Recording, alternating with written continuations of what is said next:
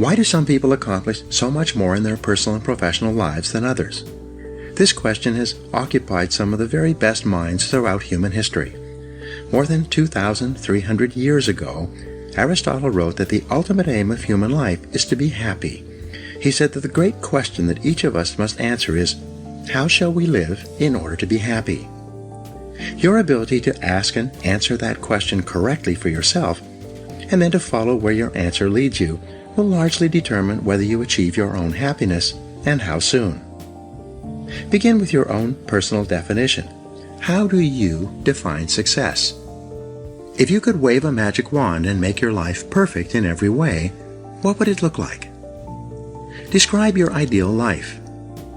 If your business, work, and career were ideal in every way, what would they look like? What would you be doing? What sort of a company would you work for? What position would you have? How much money would you earn?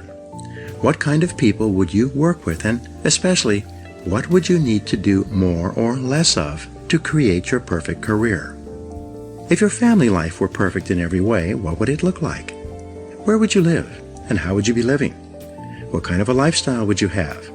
What sort of things would you want to have and do with the members of your family? If you had no limitations, and you could wave a magic wand, in what ways would you change your family life today? If your health were perfect, how would you describe it? How would you feel? How much would you weigh? How would your levels of health and fitness be different from what they are today? Most of all, what steps could you take immediately to begin moving toward your ideal levels of health and energy? If your financial situation were ideal, how much would you have in the bank? How much would you be earning each month and each year from your investments? If you had enough money so that you never had to worry about finances again, how much would that be? And what steps could you take starting today to create your ideal financial life? Do your own thing.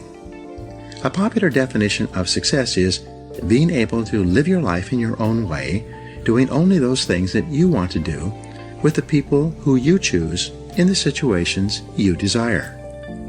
In each case, when you begin to define what success means to you, you can immediately see things that you should be doing more of or less of in order to begin creating your ideal life. And the biggest thing that holds you back from moving in the direction of your dreams is usually a lack of self-discipline and your favorite excuses. It's not that you don't know what to do, but rather that you don't have the discipline to make yourself do what you should do, whether you feel like it or not. Join the top 20%. In our society, the top 20% of people earn 80% of the money and enjoy 80% of the riches and rewards. This Pareto Principle has been proven over and over again since it was first formulated in 1895 by Vilfredo Pareto. Your first goal in your career should be to get into the top 20% in your chosen field. In the 21st century, there's a premium on knowledge and skill. The more knowledge you acquire and the greater skill that you apply, the more competent and valuable you become. As you get better at what you do, your income earning ability increases like compound interest. Unfortunately, the majority of people, the bottom 80%, make little or no effort to upgrade their skills. Most people, according to Jeffrey Colvin's 2009 book, Talent is Overrated, learn their jobs in the first year of their employment, and then they never get any better. It is only the top people in every field who are committed to continuous improvement. Because of this increasing disparity of productive ability, based on knowledge, skill, and hard work, the top 1% of people in America today control as much as 33% of the financial assets, starting with nothing. Interestingly, almost everyone starts out the same in life with little or nothing. Almost all fortunes in America and worldwide are first generation. This means that most individuals started with little or nothing and earn everything they own in their current lifetime. The wealthiest people in America are almost all first-generation multi-billionaires. This is the case with wealthy Americans such as Bill Gates, Warren Buffett, Larry Ellison, Michael Dell, and Paul Allen. Fully 80% of millionaires and multimillionaires started with little money, often penniless and sometimes deeply in debt, with few advantages. such as Sam Walton, who died worth more than $100 billion. Why have these people been able to achieve so much when so many have achieved so little? In their book, The Millionaire Next Door, Thomas Stanley and William Danko interviewed more than 500 millionaires and surveyed 11,000 more over a 25-year period. They asked them why they felt they had been able to achieve financial independence when most of the people around them who started at the same place were still struggling. Fully 85% of this new generation of millionaires replied by saying something like, "I didn't have a better education or more intelligence, but I was willing to work harder than anyone else." Hard work is the key. The indispensable requirement for hard work is self-discipline. Success is only possible when you can overcome the natural tendency to cut corners and take the easy way. Lasting success is only possible when you can discipline yourself to work hard for a long, long time. As I mentioned in the introduction, I started my own life with no money or advantages. For years, I worked at laboring jobs, at which I earned just enough to get from paycheck to paycheck. I stumbled into sales when I could no longer find a laboring job, where I spun my wheels for many months before I began asking that question: why is it that some people are more successful in selling than others? One day, a top salesman told me that the top 20% of salespeople earn 80% of the money. I had never heard that rule before. This meant that the bottom 80% of salespeople had to be satisfied with the remaining 20%, with what was left over after the top people had taken the lion's share. I decided then and there that I was going to be in the top 20%, and this decision changed my life. The great law. Then I learned the iron law of the universe, which made getting into the top 20% possible. It was the law of cause and effect, or sowing and reaping. This law says that for every effect there is a specific cause or series of causes. This law says that if you want to achieve success in any area, you must determine how success is achieved in that area, and then practice those skills and activities repeatedly until you achieve the same results. Here's the rule. If you do what other successful people do over and over again, nothing can stop you from eventually enjoying the same rewards that they do. But if you don't do what successful people do, nothing can help you. The law of sowing and reaping from the Old Testament is a variation of the law of cause and effect. It says that, "Whatsoever a man soweth, that also shall he reap." This law says that whatever you put in, you get out. It also says that whatever you are reaping today is a result of what you have sown in the past. So if you're not happy with your current crop, it's up to you starting today to plant a new crop, to begin doing more of those things that lead to success, and to stop engaging in those activities that lead nowhere. Success is predictable. Success is not an accident. Sadly, failure is not an accident either. You succeed when you do what other successful people do over and over until these behaviors become a habit. Likewise, you fail if you don't do what successful people do. In either case, nature is neutral. Nature does not take sides. Nature doesn't care. What happens to you is simply a matter of law, the law of cause and effect. You can look at yourself as a machine with a default mechanism.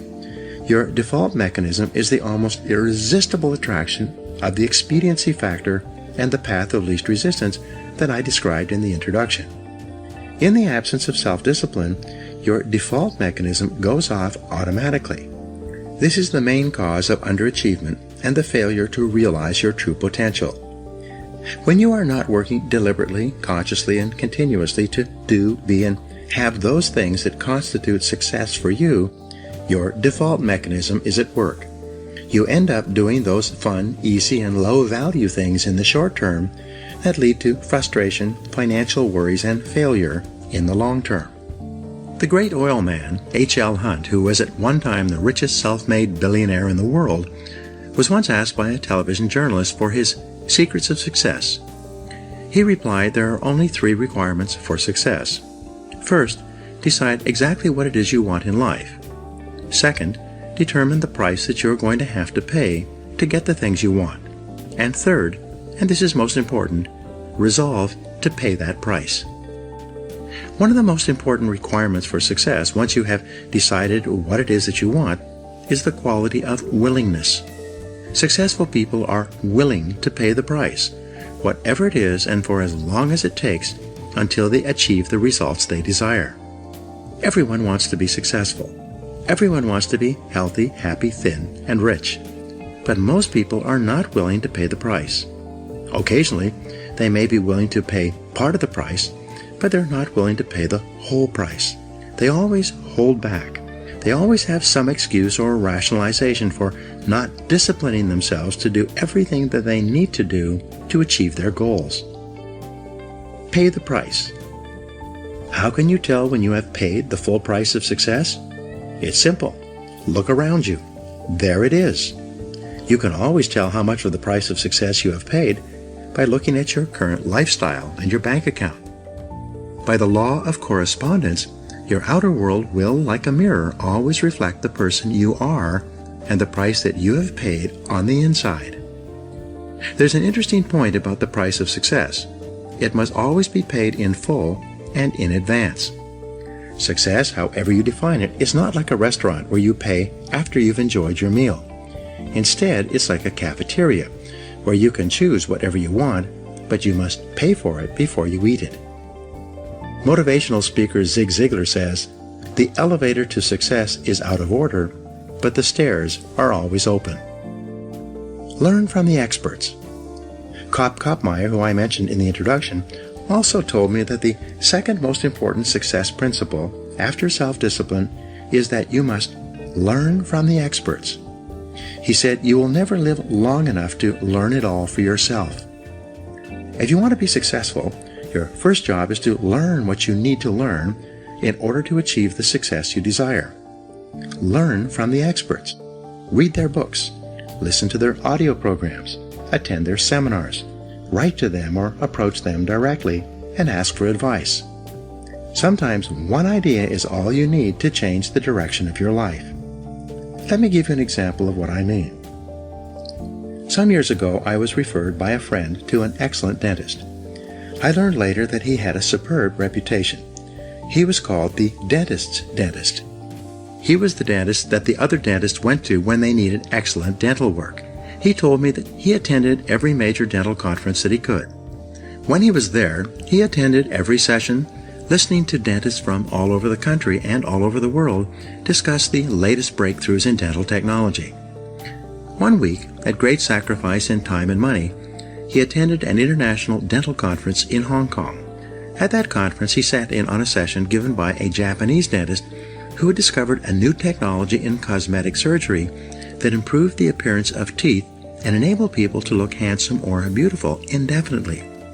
He returned to San Diego and immediately began using the new technique in his practice. Soon, he became excellent in this area and developed a national reputation. Within a couple of years, people were coming to him all over southwestern United States for this treatment. Because he had developed this expertise, he could raise his fees again and again. Eventually, he had made so much money that he was able to retire at the age of 55, financially independent and able to spend the rest of his life with his family, traveling and fulfilling his dreams. The point of this story is that by continually seeking out ideas and advice from other experts in his field, he came across a new technology that helped him become the leader in his field and saved him 10 years of hard work in order to achieve the same level of financial success. This could happen to you as well, but only if you become a lifelong student of your craft. Mental and physical fitness need to be ongoing. Achieving success is like achieving physical fitness. It is like bathing, brushing your teeth, and eating. It is something that you need to do continuously every day. Once you begin, you never stop until your life and career are over and you've achieved all the success you desire. Not long ago, I was giving a seminar in Seattle. Just before the break, I encouraged people to buy and listen to my audio programs on sales, time management, and personal success. At the break, several people came up to me to ask me questions about the seminar content. One salesman pushed his way forward and said loudly, "When you encourage people to buy your programs, you should tell them the whole truth." I asked, "How do you mean?" He went on to say, You are not telling the whole truth about your programs. You should tell people that they only work for a certain period of time, and then they stop working. Again, I asked him, "How do you mean?" He said, "Well, I came to your seminar about 5 years ago, and I was completely convinced by your presentation. I bought all your programs and began listening to them. I read every day in sales, and you were right. Over the next 3 years, I tripled my income and became the top seller in my company. But then, my income flattened out and has not increased at all over the last 2 years. The fact is that your materials stop working after a certain point." I then asked him in front of all these other people, "What happened to you 2 years ago when your income flattened out and stopped increasing?" He searched his memory, thought for a while, and said, "Well, I was selling so much that I was hired away by another company. Ever since I started my new job, my income has remained flat." I asked him, "What did you do differently in your new job in comparison with your previous job?" He started to answer, and then he stopped. A shocked look came over his face. Finally, he replied, "Oh my gosh, I stopped doing it. When I changed jobs, I stopped reading in sales. I stopped listening to audio programs. I stopped attending seminars. I stopped doing it." He walked away, shaking his head, muttering to himself, "I stopped doing it. I stopped doing it. I stopped doing it." Becoming an expert in your field, continually upgrading your skills, which I will talk about in Chapter 5, is like physical fitness. If you stop exercising for any period of time, you don't maintain your fitness at the same level. You begin to decline. Your body and your muscles become softer and weaker. You lose your strength, flexibility, and stamina. In order to maintain them, you must keep working at them every day, every week, and every month. Become all you can be. There's an even more important reason for you to practice the self-discipline that leads onward and upward to the great successes that are possible for you. The practice of self-discipline enables you to change your character, to become a stronger and better person. The exercise of self-discipline has a powerful effect on your mind and emotions, developing you into a different person from the one that you would have been without self-discipline. Imagine yourself in a chemistry lab. You mix a series of chemicals in a Petri dish and put it over a Bunsen burner. The Bunsen burner heats the chemicals to the point at which they crystallize and become hardened. But once you've crystallized these chemicals using intense heat, they cannot be transformed back into liquid form. In the same way, your personality begins like a liquid, soft, fluid, and formless. But as you apply the heat of self-discipline, as you exert yourself to do what is hard and necessary, rather than what is fun and easy, your personality crystallizes and hardens at a higher level as well. The greatest benefit you enjoy from exerting self-discipline in the pursuit of your goals is that you become a different person. You become stronger and more resolute. You develop greater self-control and determination. You actually shape and strengthen your personality and transform yourself into a better person. The rule is that to become someone that you have never been before, you must do something that you have never done before. This means that to develop a superior character, you must exert ever higher levels of self-discipline and self-mastery on yourself. You must do the things that average people don't like to do. Another success principle is that to achieve something that you've never achieved before, you must learn and practice qualities and skills that you've never had before. By practicing self-discipline, you become a new person. You become better, stronger, and more clearly defined. You develop higher levels of self-esteem, self-respect, and personal pride. You move yourself up the ladder of human evolution and become a person of higher character and resolve. Success is its own reward. The wonderful thing about the achievement of success is that every step in that direction is rewarding in itself. Each step you take toward becoming a better person and accomplishing more than you ever have before makes you feel happier, more confident, and more fulfilled. You've heard it said that nothing succeeds like success. What this means is that the greatest reward of success is not the money you make, but rather the excellent person you become in the process of striving toward success and exerting self-discipline every time it's required. We're going to talk about what I consider to be one of the most important things I've ever found in life, which is the principle of excellence. And the fact is simply this: your true success in life begins only when you make the commitment to become excellent at what you do. So without that commitment, you'll always perform at low levels and you will never achieve your full potential. Every study of high-achieving men and women proves that greatness in life is only possible when you become outstanding at your chosen field. Dr. Shirley Blotnick of New York did a 20-year study into self-made millionaires, and what he found was that there were several key specific qualities that differentiated the millionaires from those who didn't make it. The first one was that they specialized. That very early in their careers, they made the decision to do something that they enjoyed doing, and as a result of doing something they enjoyed doing, they became very good at it. And becoming very good at it, they were eventually paid very well. They became totally absorbed in their work. As a matter of fact, they became so totally absorbed in what they were doing that they were not even aware that they became millionaires. In addition, they were not gamblers or risk takers. Once they earned the money, they invested it carefully and let it accumulate. One day they woke up and found that their net worths were over $1 million. Now this is very important. They held on to their money. They saved it. First of all, they chose a field they enjoyed. Second of all, they became good at it. Third of all, they were paid very well. And fourth of all, they held on to the money. They did not invest in get-rich-quick schemes. They did not try to double their money quickly. Where you started to get into something that you didn't know, that you hadn't specialized in, was the surest way to lose everything that you had earned. Now, the famous Pareto Principle says that 80% of your results will come from 20% of your activities. In sales especially, the rule says that 80% of the sales will come from 20% of the salespeople. In my experience, the top 20% in sales, and I've worked with thousands of the top salespeople in America, those top 20% are always people who have made a conscious decision to become excellent in the field of selling. Prudential Insurance Company did a study of their thousands of agents a few years ago and found out that the 80-20 rule held true over wide geographic areas. 80% of their sales were coming from 20% of their salespeople. And when they sat down and they looked at the figures and the statistics, they ran them through the computer and found that this worked out that the top 20% were earning on average 16 times that of the bottom 80%. So they decided to carry the study a little bit further, and they compared the average income of the top 20% of the top 20%, which is the top 4%, and they found that the average income of the top 4% was 32 times the average income of those in the bottom 80%. So they took the study a little bit further, and they took the top 20% of the top 20% of the top 20%, which is the top 0.8%, and they found that the top 0.8% were earning on average 54 times that of the average of the bottom 80%. Same product, same market, same price, same competition, and in each state there was at least one adult agent who was earning more than 50 other full-time adult agents. In every case, the top people had made a decision a long time ago to be the best.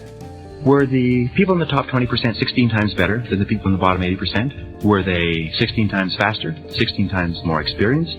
Did they work 16 times harder? What about people in the top 4%? Were they 32 times smarter? Did they work 32 times harder? No. In every single case, the difference that translated into enormous differences in income was just slight marginal edges, slight tiny differences in competence. And that's all that it takes.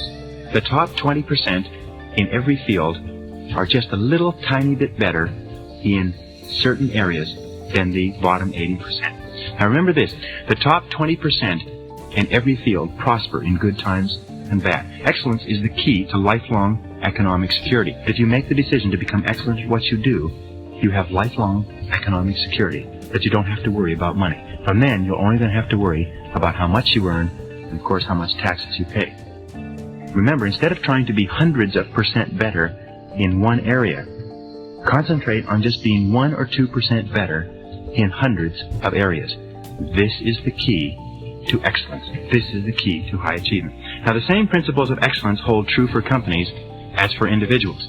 A perfect example is IBM. Now, if you talk to IBM people, or if you look at IBM advertising, you'll find one point which has been made over and over for over 60 years. It's simply this, is that IBM means service. You know that if you buy a product from IBM, that you're going to get the best service in the world. And many people will pay far more for an IBM product that does exactly the same thing as another product because of the security that they have knowing if they buy from IBM, that IBM will take care of them. In other words, IBM has developed an area of excellence. The area of excellence is that nobody will compete with them on service.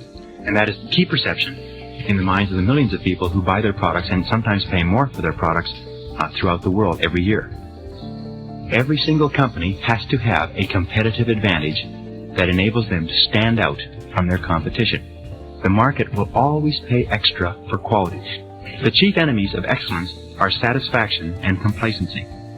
Most people settle for mediocrity all their lives. They never even think about becoming excellent. Remember, you will never feel really happy and secure until you know you are excellent at something. I think much of the unhappiness in the world today is because people get up in the morning and look in the mirror, and the person who looks back at them isn't particularly good at anything. Now, it's not difficult to achieve excellence in your chosen field if you will do the following. Number 1, make a decision right now, today, to commit yourself to becoming excellent at something. Set it as a top priority goal. Number 2, remember you will only be able to achieve excellence doing something that you love to do, something you care about, something that interests you and holds your attention. A key responsibility of adult life is to find the right field for your unique gifts. Here are some questions. How would you describe your ideal job? If you could have any job in the world, what job would it be? How would you describe it? Imagine a billionaire who's willing to give you any job that you wanted in the whole world. What would it be? Now, the purpose of these questions is to stimulate your thinking. Remember, you can have or be or do almost anything you want in life if you can decide what it is.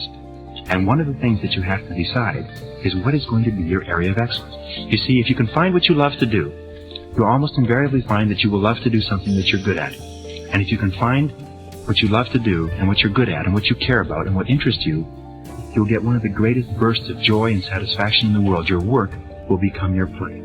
Your choice of the right job for you is one of life's critical decisions. But until you find the work you are meant to do, you'll never be happy, you'll never be satisfied, you'll never be really successful. Remember, you are put on this earth to do something remarkable, something unique. God does not play dice with the human race. Nobody on this earth is extra or redundant for any reason. You're here for a specific purpose, and you're here to find your area of excellence and to throw your whole heart into it and to become very, very good. And it's in doing that that you will make your great contribution on this earth.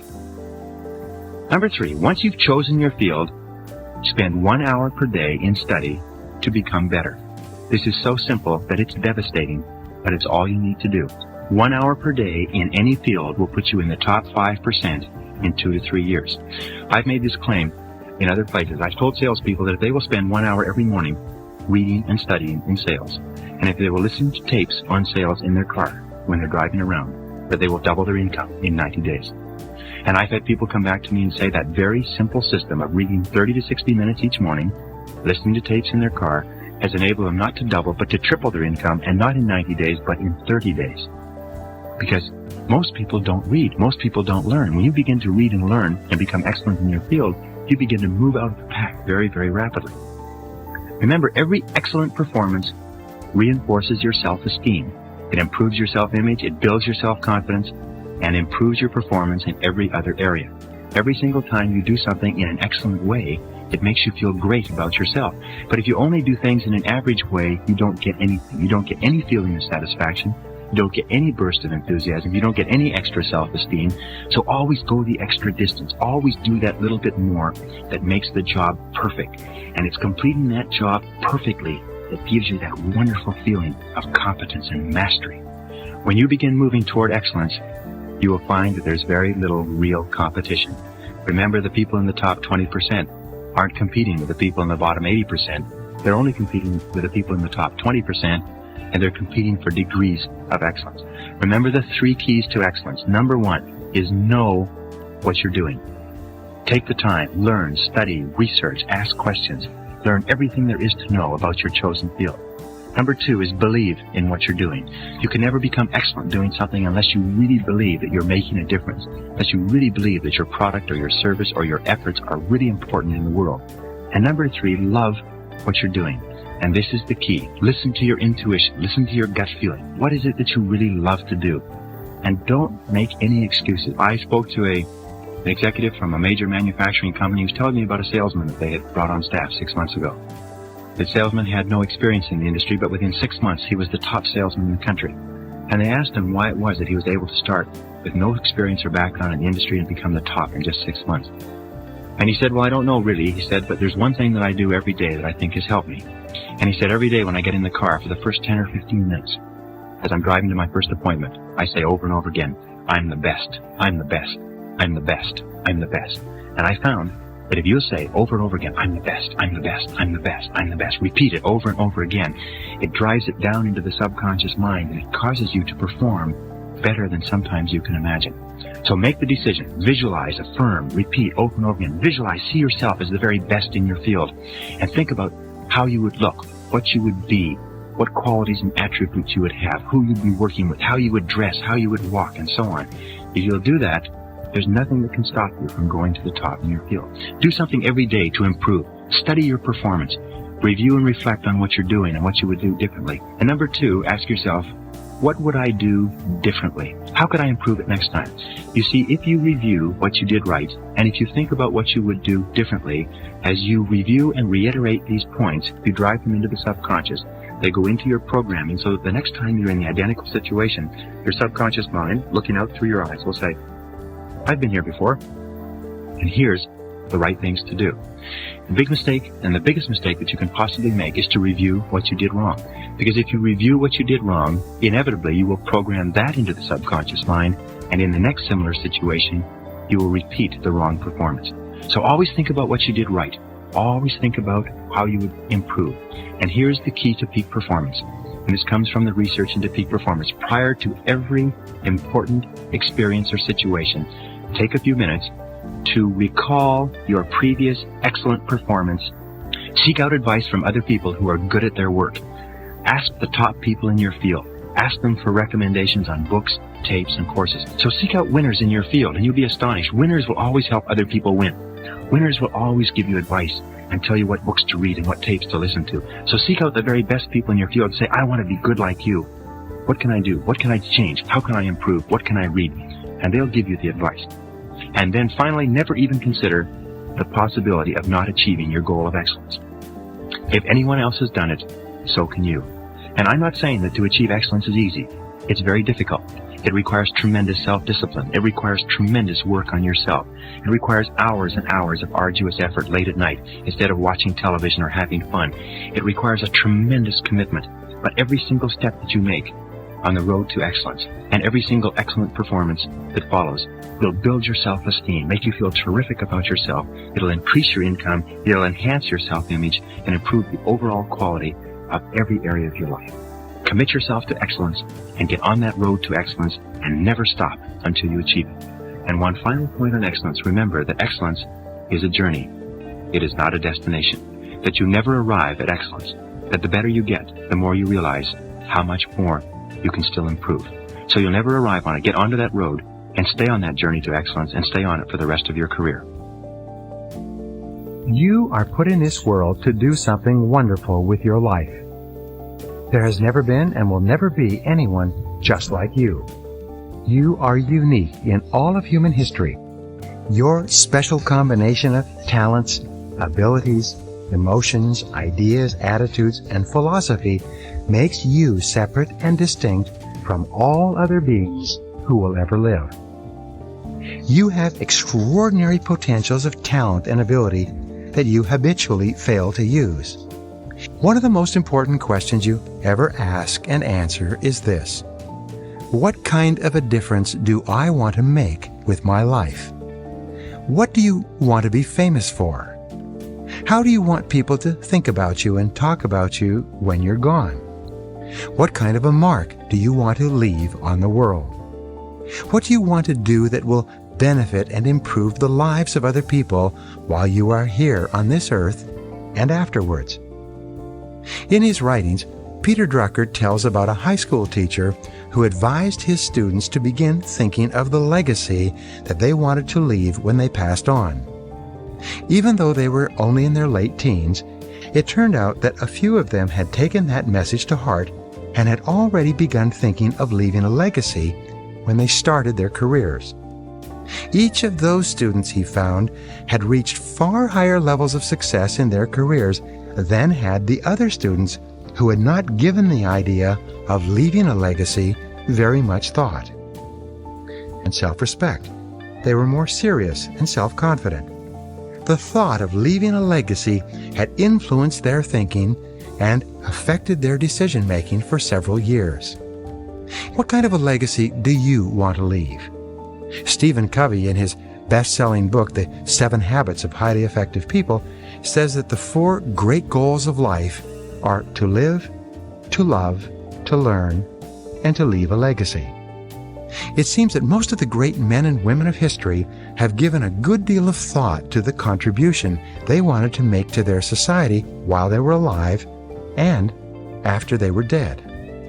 Peter Daniels, an Australian businessman, read more than 500 biographies and autobiographies of famous men and women. He found that these men and women all had one thing in common. He called it a sense of destiny. Throughout history, men and women who have left a real mark on their societies have believed that their lives had a special meaning. They believed that they were put on this earth to do some great thing that would benefit mankind. When I was a young man, I traveled by Land Rover through Africa and worked with Dr. Albert Schweitzer at his village of Lambaréné in Gabon. Schweitzer was one of the greatest humanitarians in human history, and his story is worth remembering.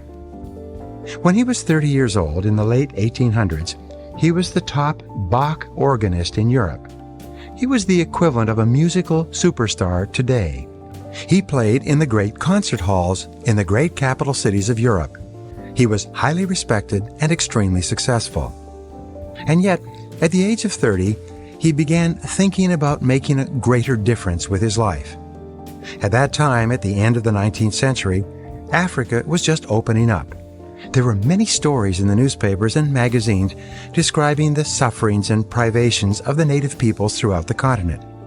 He decided that he wanted to go to Africa and work with the natives. Albert Schweitzer decided to become a medical missionary.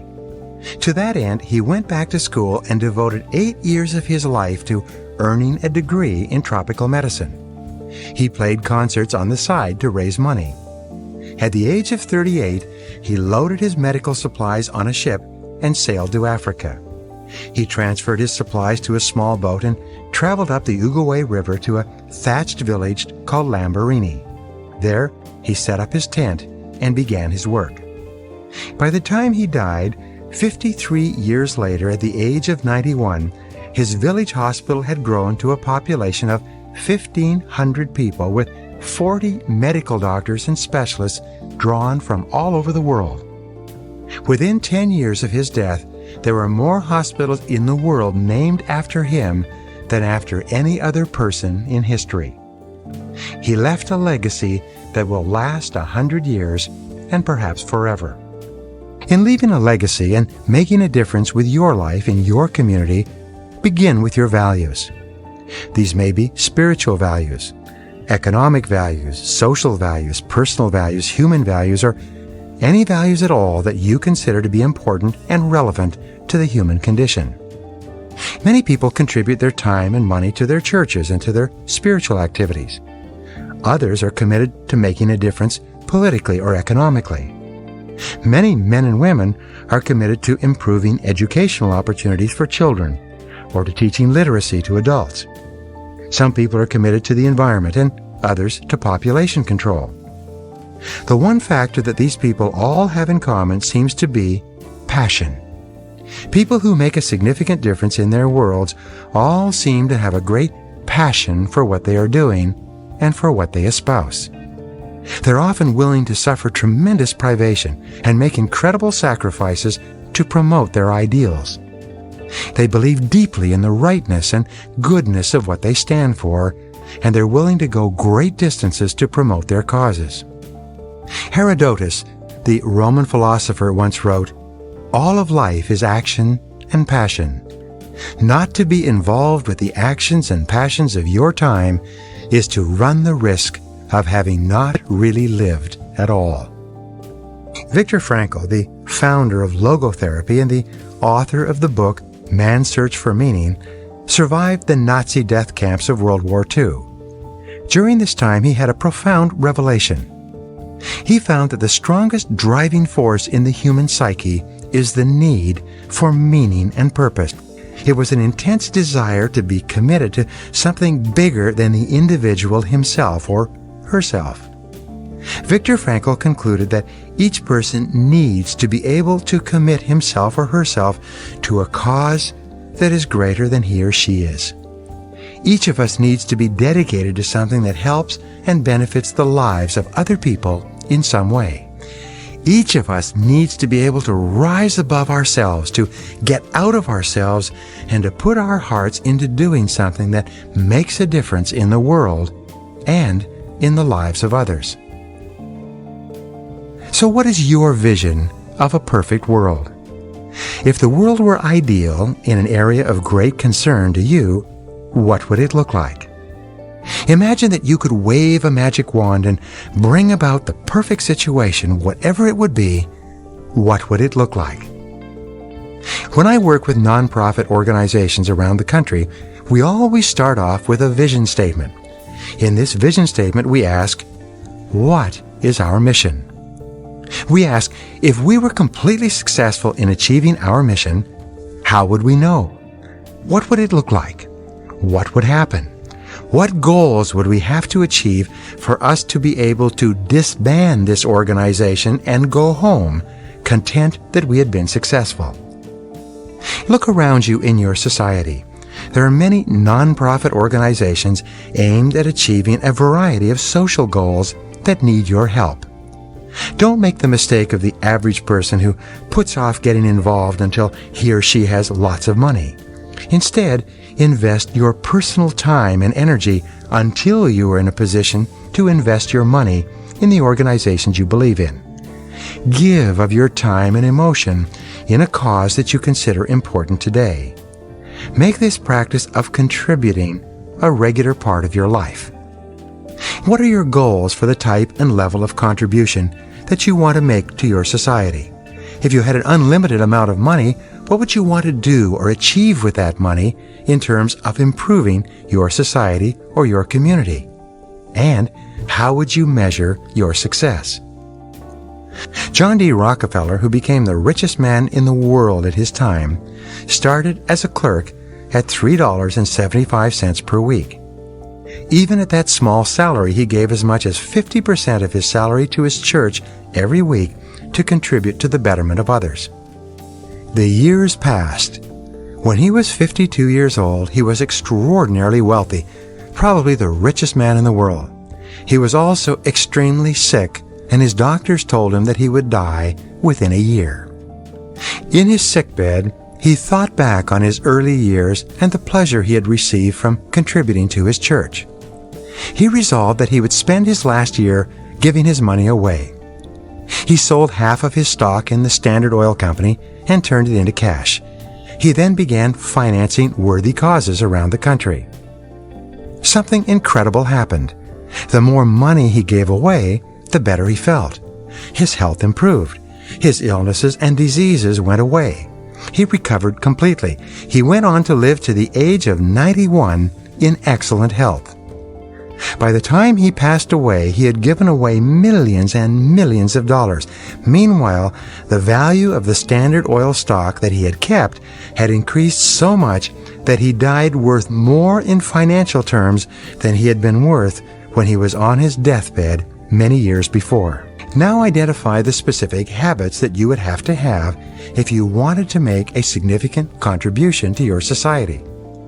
You may want to develop the habits of self-discipline, self-denial, diligence, wisdom, foresight, patience, and humility. It's amazing how much you can get done if nobody cares who gets the credit. What are the daily activities that you would engage in if you wanted to make a contribution to worthy causes? What would you do regularly to assure that you were making a genuine difference in the quality of your community? Would you be attending meetings, making telephone calls, writing letters, serving on church or community boards or committees? There's a rule that says, the more you give of yourself without expectation of reward, the more are the rewards that will come back to you from the most unexpected sources. When you dedicate yourself to serving others, to assisting in a cause that is greater than yourself, you receive profound emotional and spiritual benefits that can be vastly greater and more important than any material rewards you could imagine. One of the great secrets of success is for you to always do what you love to do. It is for you to find something that fascinates you and attracts you. It is for you to then put your whole heart into doing whatever that is extremely well.